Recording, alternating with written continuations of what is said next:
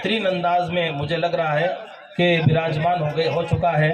ہمارے شہر چناول کے معزز ذمہ داران میں سر فہرست حیات خان الحاج عبدالواحد خان صاحب بھی، جو کہ خضر اردو ہائی اسکول کے چیئرمین بھی ہے، جامع مسجد کے متولی بھی ہیں، وہ بھی ہمارے جلسہ گاہ میں تشریف لا چکے ہیں۔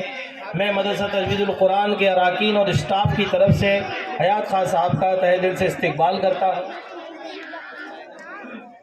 اسوہ بنت عمران کو حیات سیٹ کی طرف سے 200 روپے کا انعام لیا جا رہا ہے۔ اسوہ آئے اور اپنا انعام لے کے جائیں ماشاءاللہ۔ حضرات،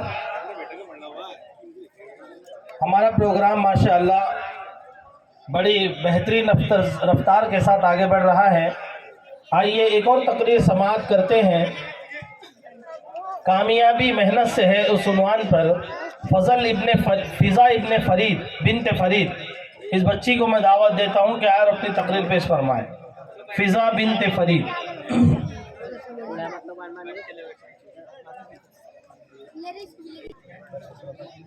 السلام علیکم ورحمۃ اللہ وبرکاتہ۔ نحمده ونصلي على رسوله الكريم، اما بعد، اعوذ باللہ من الشیطان الرجیم، بسم اللہ الرحمن الرحیم۔ میری تقریر کا عنوان ہے کامیابی محنت سے ہے۔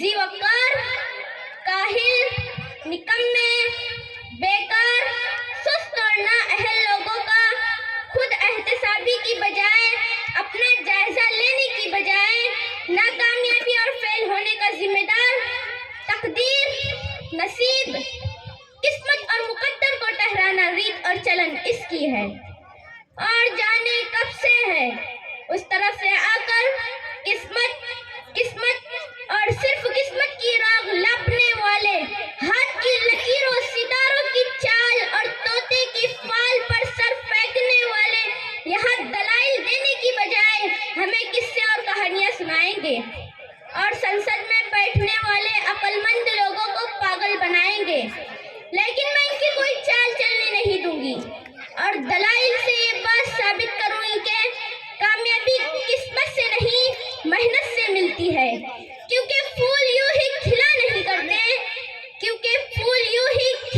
کرتے، بیج کو دفن ہونا پڑتا ہے۔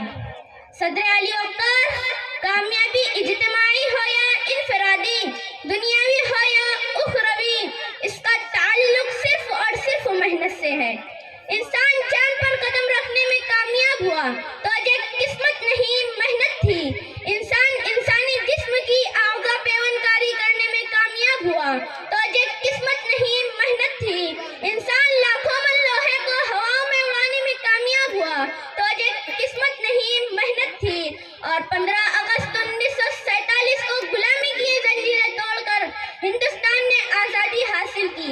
کوئی قسمت، مقدر یا تقدیر نہیں، بلکہ تحریک ہندوستان میں شامل لوگوں کی محنت اور صرف محنت تھی۔ اگر ہے شکوہ تقدیر یزداں تو خود تقدیر یزداں کیوں نہیں؟ اس طرف سے آ کر ایڑیاں اٹھا کر اچھل کود کرنے والے ان قسمت کے ماروں کو بتاتی چلوں کہ تلاش رزق میں نکلنے کی بجائے کسی من و سلوہ کے انتظار میں بیٹھنے والے آج کامیاب نہیں بلکہ ناکام ہے۔ پیاس بجھانے کے لیے کنویں تک جانے کی بجائے بلکہ مقدر سے کنویں کو کھینچ کر پاس لانے والے آج کامیاب نہیں بلکہ ناکام ہے۔ ظالم کے آگے سر اٹھانے کی بجائے ظلم کے نشانے بنے، ہاتھ پر ہاتھ دھرے، منتظر فردہ رہنے والے مظلوم آج کامیاب نہیں بلکہ ناکام ہے۔ پلٹنے، جھپٹنے اور جھپٹ کر پلٹے ہوئے لہو کو گرمانے کی بجائے قسمت کے مارے کسط رہنے والے آج کامیاب نہیں بلکہ ناکام ہے۔ اور آج کے اس محاذ سے منصفین مفرزین کو دیکھ، تیاریاں لگانے والے دلائل اور محنت کو دیکھ، آخر میں اول دوم اور سوم آنے والوں کے لیے قسمت پوری کھول دیں گی۔ سچ ہے جو بات سرے دار سنائی جائے، سچ ہے جو بات سرے دار سنائی جائے، ایک بار نہیں ہاں کئی بار سنائی جائے۔ یہ جو قسمت ہے، مقدر ہے، نہیں مانتی میں، وہ کمائی ہے جو محنت سے کمائی جائے۔ صدر علی وقار، اگر میرے ان تمام دلائل کے باوجود اگر اب بھی کوئی قسمت اور صرف قسمت کی راہ لپتے ہوئے مقدر کے کچے گھڑے پر بیٹھ دریا پار اپنے مہیوار سے ملنے کی طلب رکھے، اس کے لیے اتنا ہی کہتے ہوئے اجازت چاہوں گی کہ بے منزل ہو تو جذبات سے کیا ہوتا ہے، بے منزل ہو تو جذبات سے کیا ہوتا ہے، دھرتی بنجر ہو تو برسات سے کیا ہوتا ہے عمل لازمی تکمیل تمنا کے لیے، ہے عمل لازمی تکمیل تمنا کے لیے، ورنہ یہ رنگی خیالات سے کیا ہوتا ہے، وما علینا الا البلاغ۔ ماشاء اللہ ماشاء اللہ ماشاء اللہ۔